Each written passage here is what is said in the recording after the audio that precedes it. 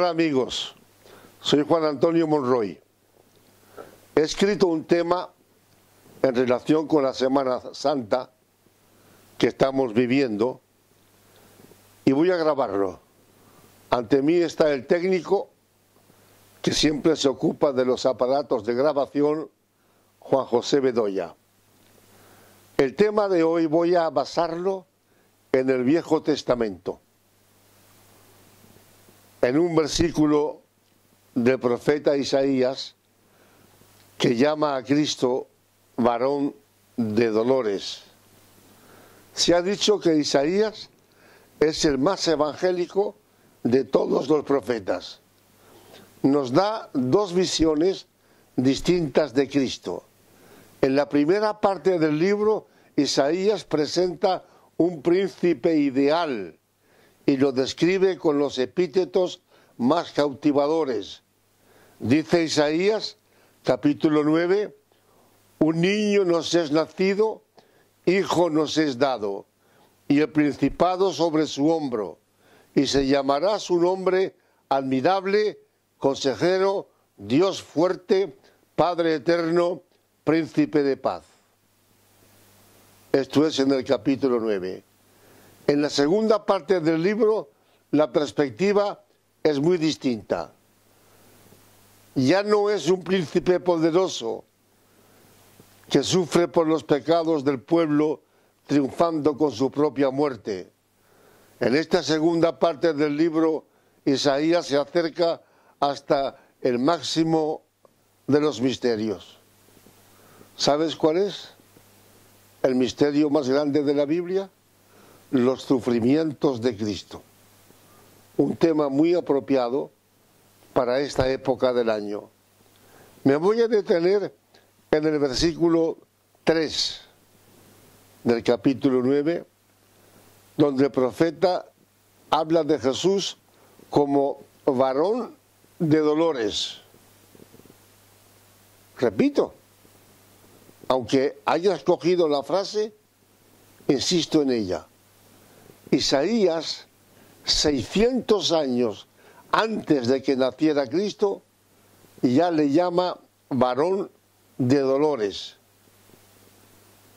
Hermanos y hermanas, y amigas y amigos, el tema es tan profundo, es tan inaudito, todo lo referente a los sufrimientos de Cristo, que el mismo profeta se pregunta en el capítulo 53 de su libro: ¿quién ha creído a nuestro anuncio?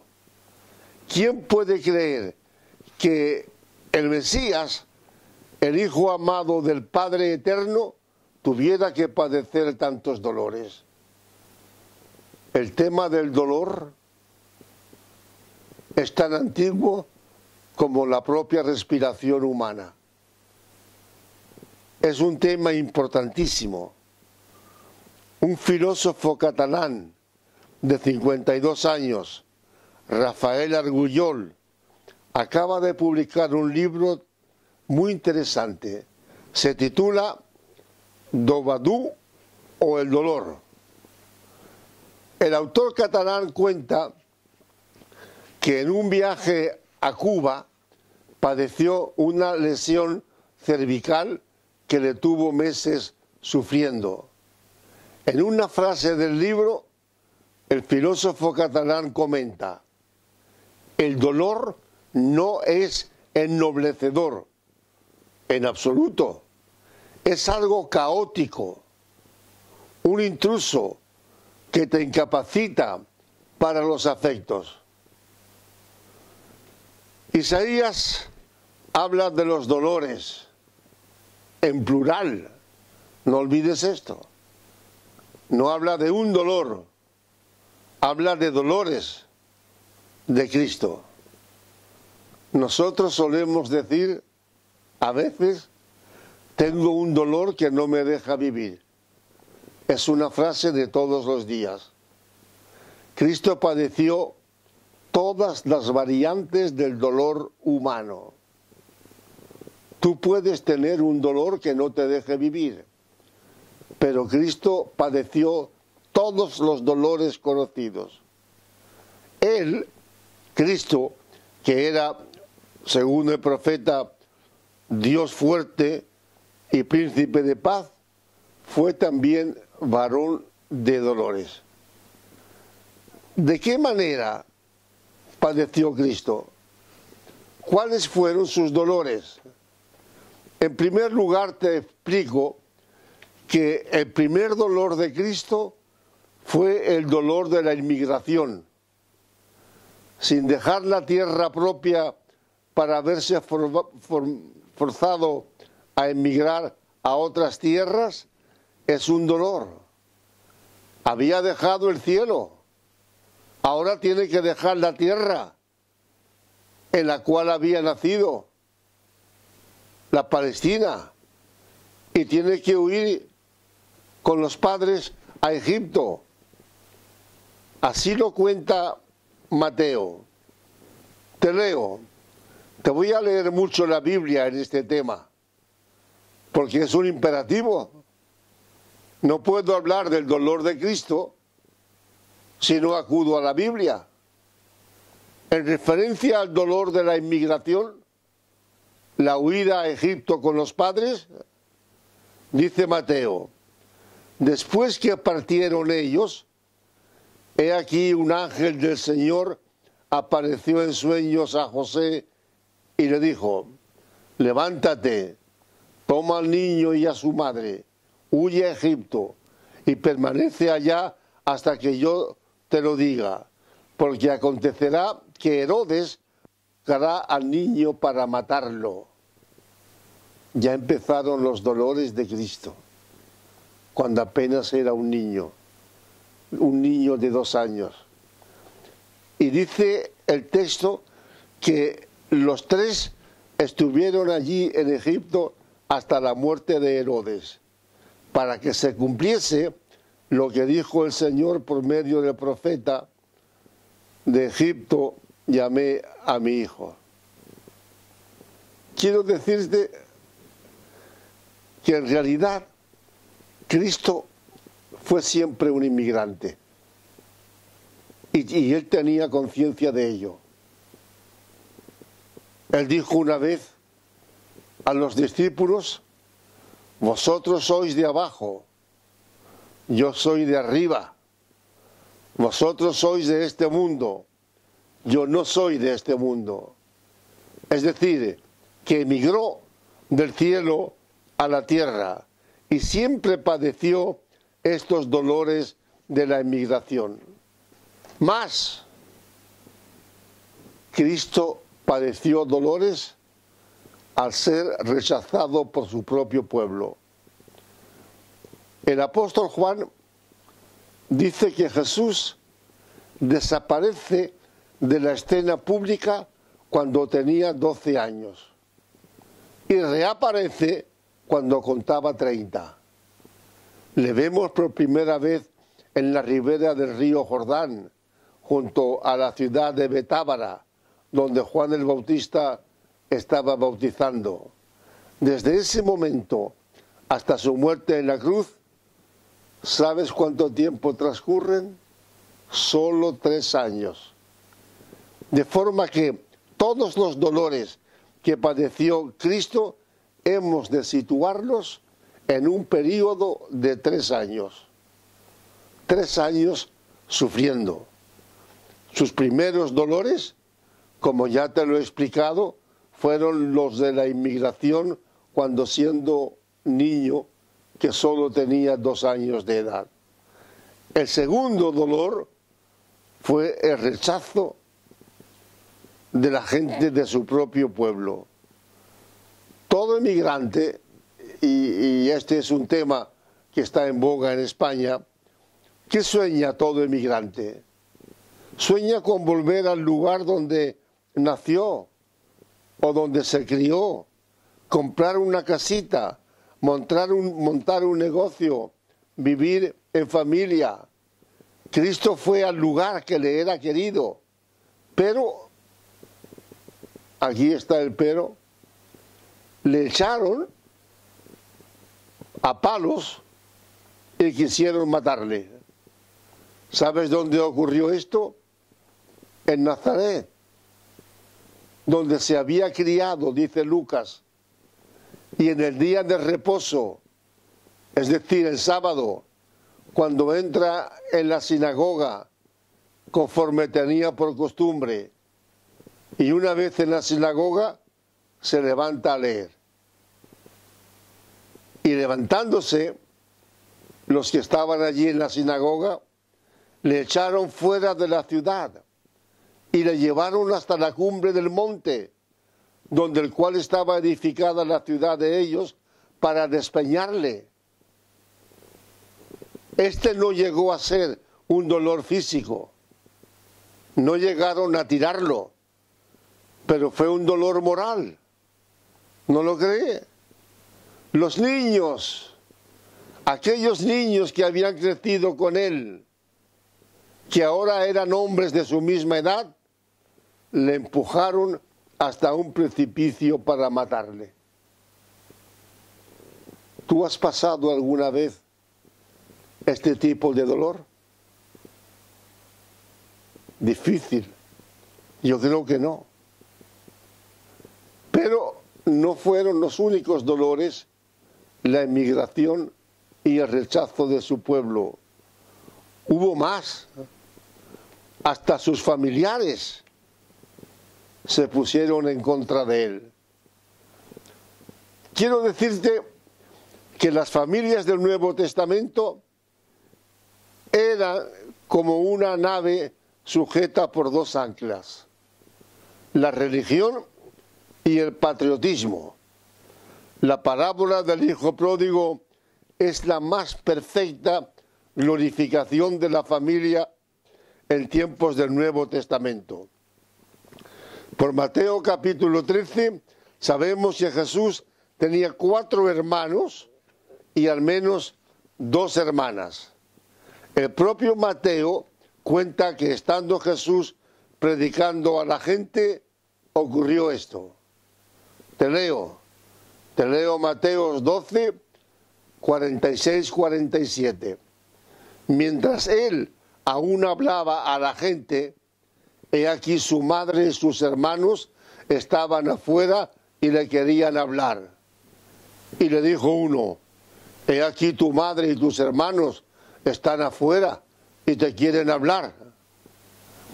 Teniendo en cuenta que Jesús era el primogénito de la Virgen María, sus hermanos y hermanas eran todos más pequeños que él. ¿Cómo mira un hermano mayor a sus hermanos pequeños? Con cariño, con ternura. Sin embargo, Jesús llegó a sufrir el dolor de saber que sus propios hermanos estaban en contra de él.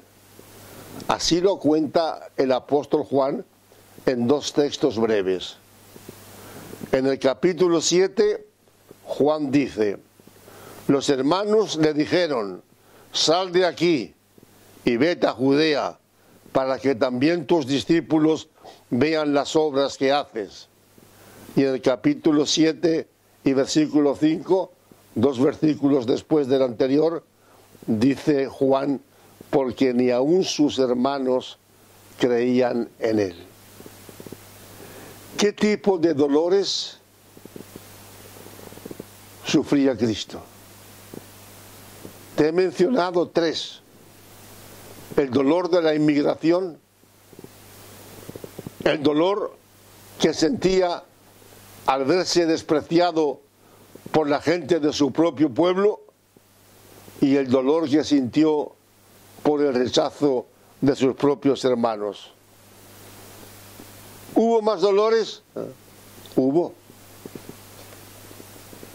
¿Cuál de ellos?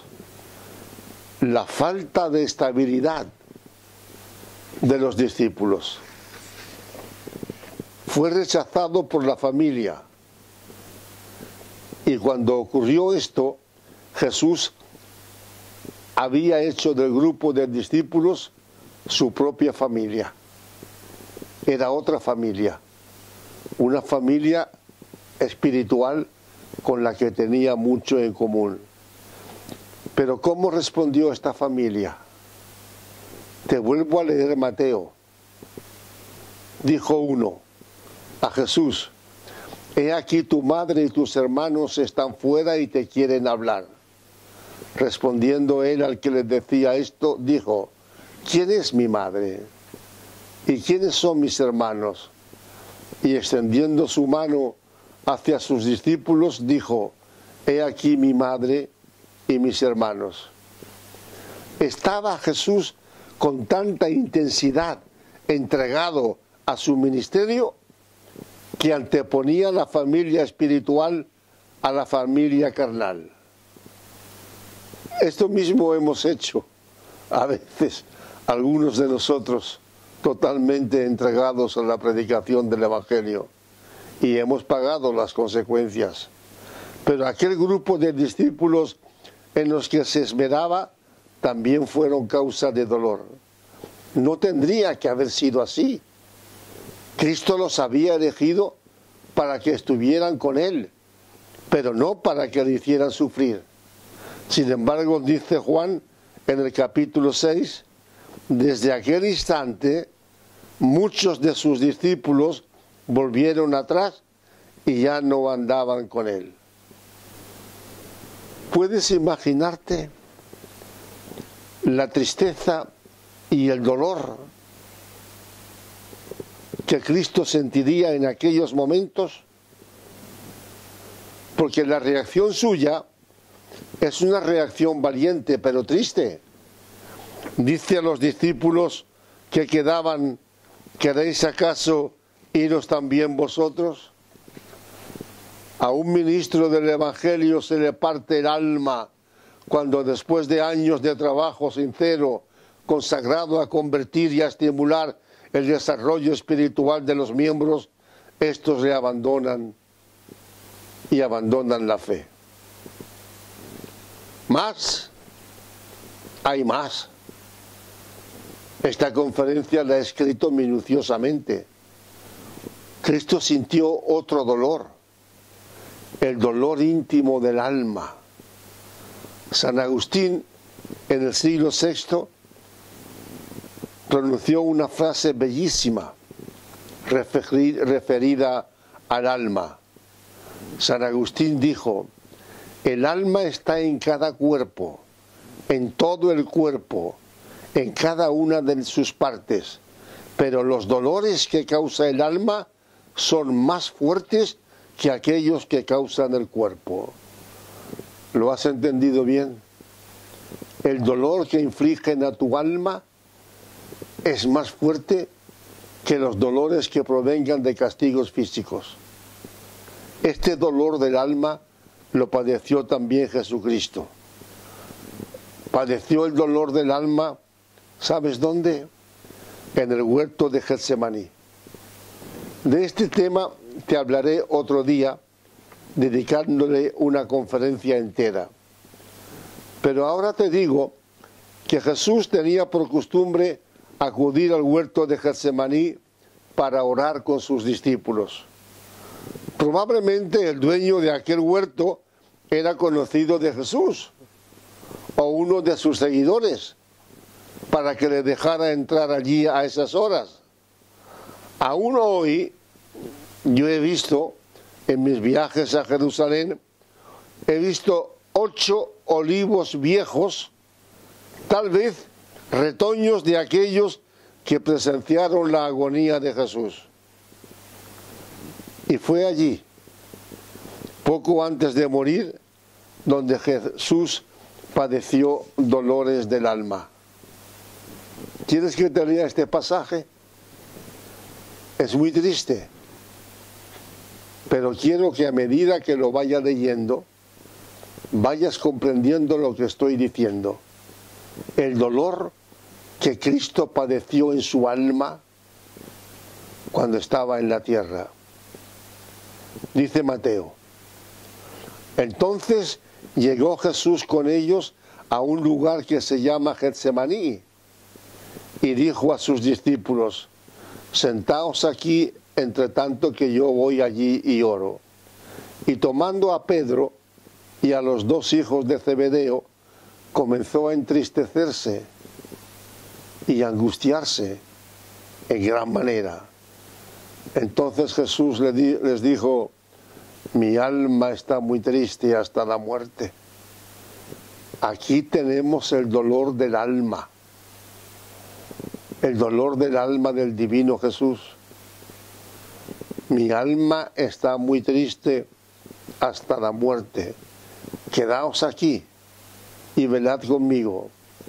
Y yendo un poco adelante, se postró sobre su rostro, orando y diciendo: Padre mío, si es posible, que pase de mí esta copa, pero que no sea como yo quiero, sino como tú. ¿Qué textos? La naturaleza humana de Jesús flaquea y aparecen dolores íntimos del alma. El dolor se había desbordado por su interior.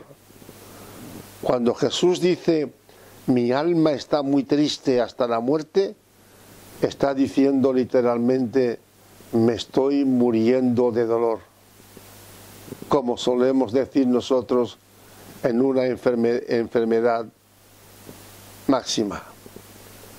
El dolor le invadió de tal manera que ya el profeta y rey David lo anticipó en el Salmo 116:3, donde dicen: me rodearon ligaduras de muerte. ¿Por qué dice esto? David se anticipa a Getsemaní y David ve que los dolores del alma hacen que Cristo sude gotas de sangre. No era un dolor parecido a la sangre, no. Lucas dice que eran auténticas gotas de sangre que regaban la tierra.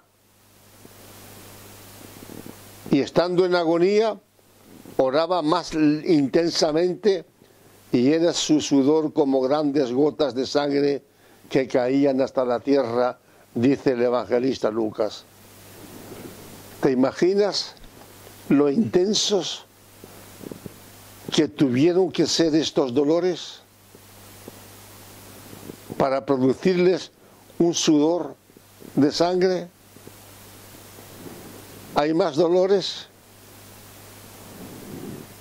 Cristo era varón de dolores, es decir, que los experimentó absolutamente todos, como el dolor de la soledad.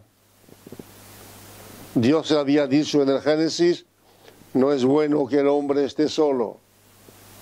Y Salomón en Eclesiastés: ay del solo, por cuanto cuando cayere no habrá segundo que le levante.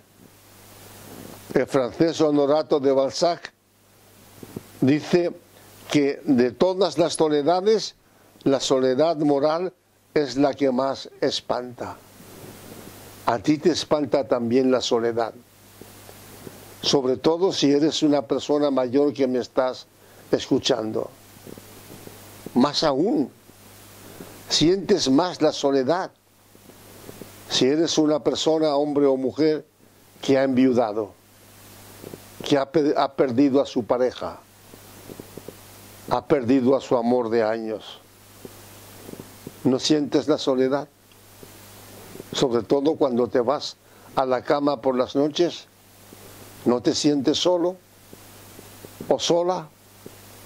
Pues esta misma soledad la sintió Cristo en forma de dolor. Después de orar al Padre, pidiéndole que hiciera su voluntad y no la propia, Jesús regresa al lugar cercano donde dejó a los discípulos, en el huerto, y ¿sabes qué pasó? Los encontró durmiendo, el maestro sufriendo, orando, con dolores de alma, y ellos durmiendo. Así son los cristianos. a veces indiferentes ante los dolores de Cristo. Es Mateo quien nos dice: vino luego a sus discípulos, los halló durmiendo y dijo a Pedro: ¿así que no habéis podido velar conmigo una hora? ¿Por qué a Pedro? Porque Pedro parecía el más cercano a Jesús, el más valiente, el que había dicho: aunque haya que morir contigo, muero yo. Y sin embargo también se quedó dormido. No había podido velar ni una hora. Jesús pudo haberle preguntado: Pedro, ¿es así como te preparas para morir por mí? Porque en Mateo 26, 35, Pedro le dijo lo que te he anticipado: aunque me sea necesario morir contigo, no te negaré. Y sin embargo no había podido velar ni una hora. Mateo nos da el sentido de las palabras, creo yo. Una hora puede significar un espacio de tiempo continuo y regular. Cuando el alma gime por una tragedia interior, resulta doloroso no tener cerca a un amigo. Cuando tú sufres por algo, ¿no te gustaría tener cerca de ti a una persona que te consolara un poco? Pues Cristo no la tuvo. Aquellos que debían consolarlo se quedaron dormidos. Aún en la soledad voluntaria, uno necesita saber que tiene amigos que está pensando en él. ¿Más dolores? Más. Él era varón de dolores. Ahora te hablo del dolor de la traición. Si el dolor de la soledad sobrecoge el corazón, el dolor de la traición causa profundas heridas al alma. La serpiente, esa serpiente escondida entre las flores, es uno de los mitos más bellos que nos ha legado la leyenda. El traidor ahoga a la persona abrazándola o con un beso, como hizo Judas. ¿Te lo leo? Lo leo. Lucas 22.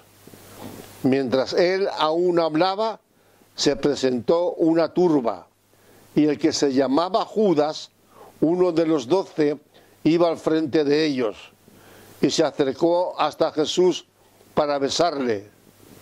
Entonces Jesús le dijo: Judas, ¿con un beso entregas al Hijo del Hombre?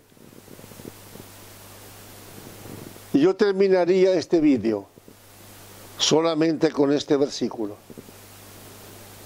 ¿Puedes imaginarte el dolor que tuvo que sentir Cristo al ser traicionado por uno de los tuyos? Cuando le dice: ¿con un beso me estás entregando? ¿Con un beso entregas al Hijo del Hombre? Yo creo que la pequeñez de nuestra mente no es capaz de comprender lo que Jesús sintió en aquellos momentos. Y él lo sabía todo, era Dios. Él sabía de antemano que aquel hombre que vivió con él 3 años, día y noche, aquel hombre que presenció todos sus milagros, un día había de traicionarle. Así lo manifestó durante la última cena. En este caso de la última cena, Juan escribe un párrafo bastante largo, pero te lo voy a leer porque es Biblia, es palabra de Dios. Esto es más importante que las ideas que yo pueda tener. Dice Juan: habiendo dicho esto Jesús, se conmovió en espíritu y declaró y dijo: de cierto os digo, que uno de vosotros me va a entregar. Entonces los discípulos se miraban unos a otros, dudando de quién hablaba. Y uno de ellos, al cual Jesús amaba, se refiere a Juan, estaba recostado al lado de Jesús. A este le hizo señal Simón Pedro para que preguntase quién era aquel de quien hablaba. Pedro no se atrevía. Cuando Cristo dice, uno de vosotros me va a entregar, Pedro no se atrevía a preguntarle. Se dirige a Juan, que estaba muy cerca de Jesús, para que Juan le preguntara.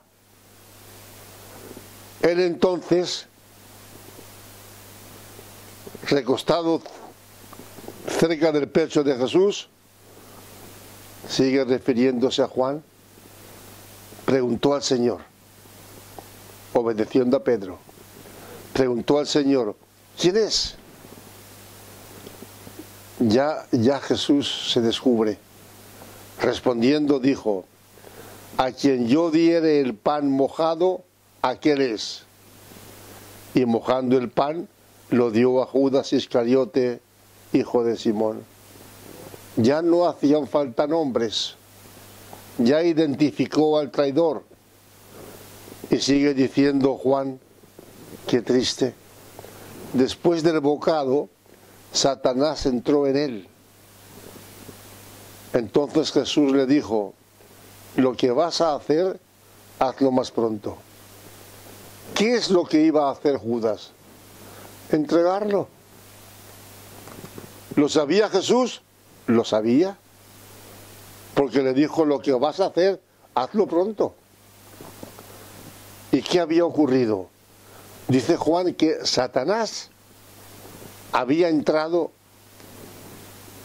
en la boca de Judas junto con el bocado. Es decir, que Satanás se había incorporado al centro de su vida, al corazón. Qué triste. Jesús vivía con la traición dentro del grupo. Y el traidor solo esperaba el momento oportuno. Y este momento lo encontró. Saludarle con un beso era costumbre entre los judíos. Los cristianos también practicaron esta costumbre durante varios siglos.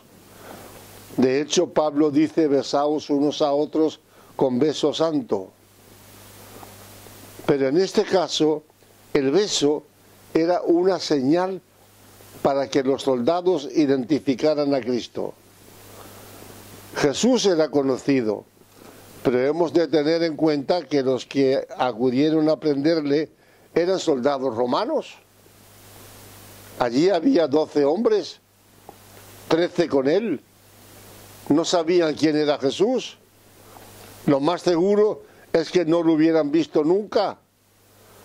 Por esto Judas recurre a la trampa del beso. Al que yo besare, ese es. Podéis ir a agarrarlo y prenderlo. Un famoso autor,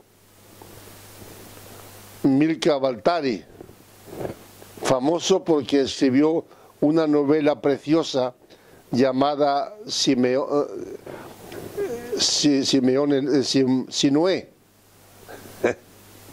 Tantas novelas tengo en mi mente que me confundo. Esta se llama Sinué el egipcio. Y en Sinué el egipcio, Milka Baltari dice que el único dolor real es el de la traición. Es el único dolor de verdad que nos azota. Esto dice él. Pero hubo otro dolor. Y voy por el número 8 de los dolores de Cristo. El número 8 de sus dolores es o fue el dolor y la humillación del prendimiento.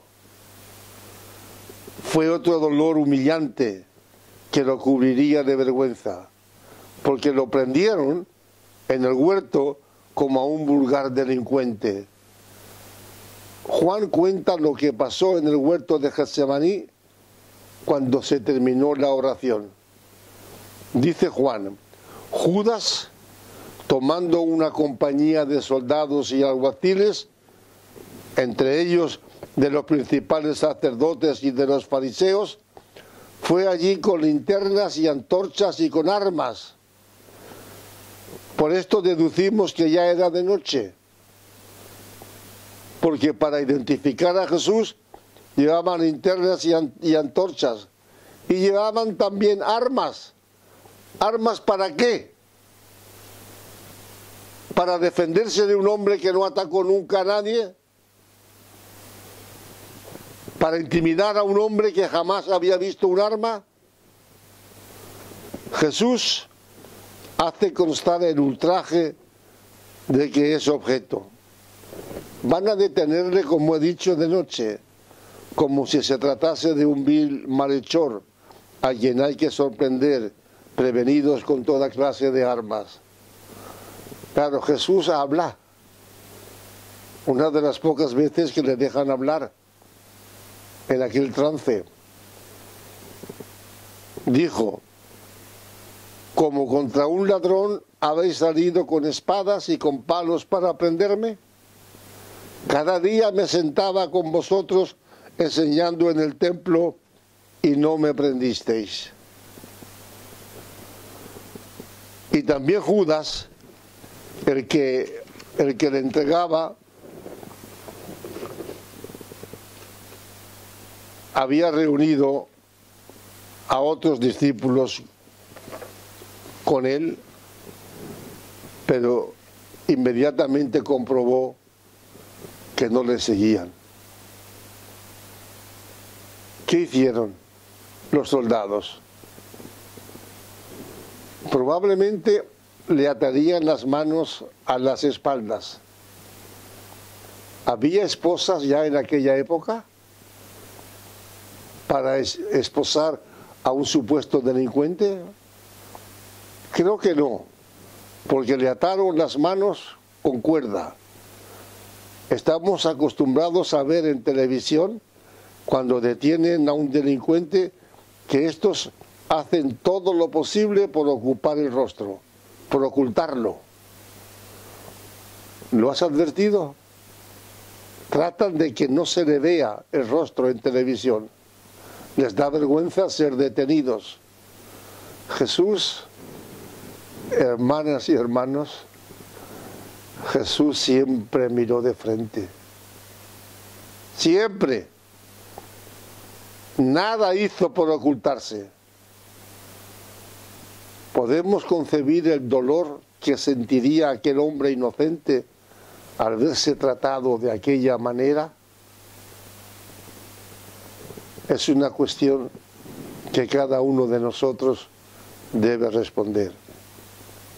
El dolor número 9 que tengo aquí fue el dolor de los juicios. Jesús no fue encarcelado después de haber sido prendido en el huerto de Getsemaní. Mejor hubiera sido que lo hubiesen llevado directamente a la cárcel. Le habría evitado la humillación de los juicios. Pero tenía prisa. Quería juzgarle. No había tiempo. Tenían que juzgarle cuanto antes y dictar la sentencia de muerte que ya estaba pactada. Fue sometido a 2 juicios, los 2 vergonzosos. Primero fue conducido al tribunal religioso que presidía Caifás. Te leo Mateo. Los que prendieron a Jesús le llevaron al sumo sacerdote Caifás, a donde estaban reunidos los escribas y los ancianos. Su muerte estaba ya convenida. No tenía que hacer tanta pantalla, porque sigue diciendo Mateo: los principales sacerdotes y los ancianos y todo el concilio buscaban falso testimonio contra Jesús para entregarle a la muerte. falso testimonio porque no tenían un motivo concreto. No había un motivo real para condenar a muerte al Hijo del Hombre. Pero después de un juicio breve, Caifás, escandalizado en apariencia de las palabras de Cristo, dictó sentencia. ¿Qué os parece? Y respondiendo ellos dijeron, es reo de muerte. Roma no permitía que el tribunal religioso judío ejecutara ninguna sentencia de muerte. Quienes lo declararon culpable le llevaron ante Pilato. Era el representante de Roma en aquella provincia, el único hombre que tenía autoridad para formalizar la pena de muerte. Dice Mateo, siendo acusado por los principales sacerdotes y por los ancianos, él nada respondió y lo llevaron a Pilatos. Y concluye con la sentencia de muerte diciendo, después del juicio ante Pilato, entonces Pilato soltó a Barrabás, a quien habían pedido, y habiendo azotado a Jesús, le entregó para ser crucificado. A favor de Pilato hay que decir que él no tenía interés ninguno en crucificar a Jesús. Él no era judío. Él entendía que aquello eran pleitos de los judíos. Por eso preguntó, ¿queréis que os suelte a Jesús o a Barrabás? Y Barrabás era un ladrón confesado. ¿Pensaba Pilato que la multitud iba a responder, suéltanos a Jesús? En absoluto. Suéltanos a Barrabás. Víctor Hugo decía, juzgar a los hombres es ya una labor que asusta, pero juzgar a un inocente es una ignominia que al dolor se le inflige. Pues este dolor lo padeció Cristo. Más dolores, Isaías le llamó varón de dolores. Te he hablado hasta de 9 dolores. Hay otro, el dolor de la burla. El derecho internacional de todas las democracias modernas dice que la persona que comparece ante un tribunal tiene sus derechos y ha de ser tratado con respeto. A Cristo le perdieron todo respeto. Se burlaron de él como pudieron haberse burlado de un malhechor convicto. De aquella burla escribe Lucas. Dice, los hombres que custodiaban a Jesús se burlaban de él y le golpeaban. Y vendándole los ojos, le golpeaban el rostro y le preguntaban diciendo, profetiza, ¿quién es el que te golpeó? Y decían otras muchas cosas injuriándoles. El sentimiento de Juan sobre las burlas de las que fue sometido el Señor corre profundo como las corones, las cortes y las corrientes marinas. Sigue diciendo Juan.